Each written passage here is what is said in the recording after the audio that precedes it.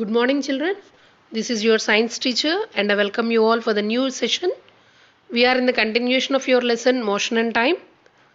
Before entering into the today's content, let us once recapitulate the previous class, whatever we have discussed. In the last class, we have studied about the types of motion and what are slow and fast motions. Let us come for the today's topics. Today we will learn about the time, what is meant by speed, what are the units of this time and speed. Here time. First we will discuss about the time. In the last class, I have given few examples by showing you a pictures how they are related to time. That means when you are going for your class late, why are you so late? Your teacher will be asking you. In all these examples, directly we don't use the word time, but we will express the duration of time like you are so late, you are so early. Like this we will ask you, isn't or not? Here I am giving you an example where two children have started to school by 8 a.m. But one have started on a bicycle and one by walk. If I ask you a question in these two, which child will reach the school early? Then surely you will be telling the child who have started on a bicycle will be reaching the school early. Why? Because we are comparing the two children time, how much of time they have taken to reach the school from their home. Maybe the child who have started on a bicycle will take hardly 5 minutes, and the child who is going to the school by walk, he may take 10 minutes. That means depending upon the time you are telling he is early to the school or he is late to the school. Is it or not, children? Like this, without mentioning the word time, we will be expressing so many things in your daily life where you will be using the time. And let us see the instruments which show you the time. Yes, this is one is the watch and one more is the table clocks. These will be there in your homes. Is it or not? By seeing them only, you will be expressing the time or you will be telling the time. Even wall clocks will be there. So many different types of instruments like this will be there which shows you the time.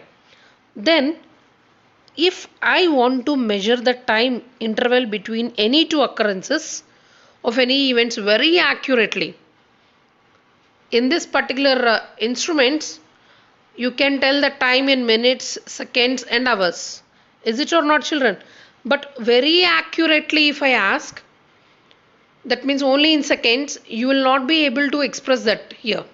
That's why in our laboratories we use a instrument called as stop clock. Let me show you that picture. Yes, this is called as a stop clock, which we will be using in your laboratories. And this will measure a very short interval of the time, like how much of time taken for the completion of a chemical reactions, or I think so you know the pendulums in the clock. In the previous class I have shown you the pendulum in a wall clock and how much of time it taken by this particular pendulum to complete one oscillation. The pendulum clocks will be there like this hanging, is it or not? And if they are moving from here to here, how much of time it will take for completing one oscillation like this. All these very accurately you can't find it in your wristwatches or the wall clocks which we will be having. That's why we will use this particular instrument to find out the time very accurately in your laboratories while we are doing the experiments. But nowadays if you find no need to find the stop clocks because almost all those are there in your mobile phones. Is it or not, children? You might have used it also. In our daily life, this stop clocks helps to measure pulse rate also. Nowadays all these we are able to have it accurately. Even this will be there with the sports people. The people those who are going for running races, swimming races, how much of time they are taking to reach very accurately will be measured by stop clock only. As it is now available on your phones also, we are having now, but previously we don't have that in the mobiles. That's why we used to use this instrument called as stop clock in your laboratories. And this will give a very accurate measurements in your textbook. You are having a tabular form, uh, and he is asking you to have an activity if you are there in the school, how much of time it is taking for ringing of long bell in your school. In generally, for a period to period you will be having a bell, and even for the lunch break you will be having a bell, and even for the long bell, that means when you are going to your home also you will be having a bell. And if you listen carefully to the bells, the long bell they will press for a very long time, which shows you that the school is completed, is it or not, and how much of time it is taking. All these through activities we can do if we are there in the school. He have given you the tabular form. Once the school reopens we can complete all those. And next content is, what is the unit of time? See here children, maybe all of us know it, but just as a recapitulation, the time is measured in seconds or minutes or hours. And this is a tabular form showing for you how much seconds will be how many minutes, like this, all these. But these are all very, very important children. In generally, he will be asking in the bit paper all this. How many decades is equal to 1 century? 10 decades is equal to 1 century. All these are very, very important for your blanks part, and this tabular form is there in your textbook itself. That's why read it once again. And the next topic is speed.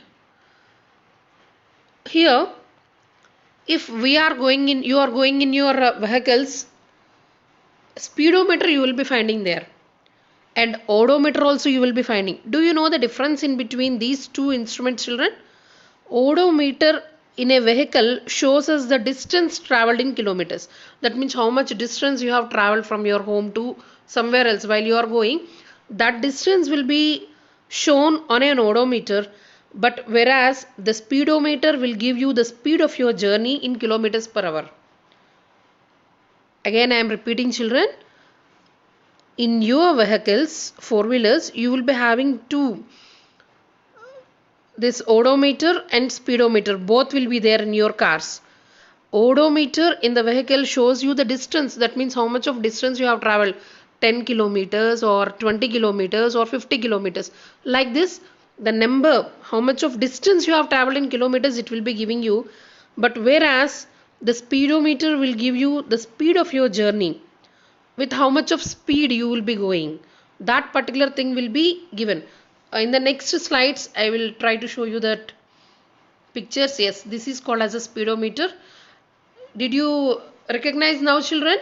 Yes, this needle will be moving from here to here, showing you how much of speed your parents will be going, 80, 100, 120. Here it will give you the speed of the vehicle in kilometers per hour.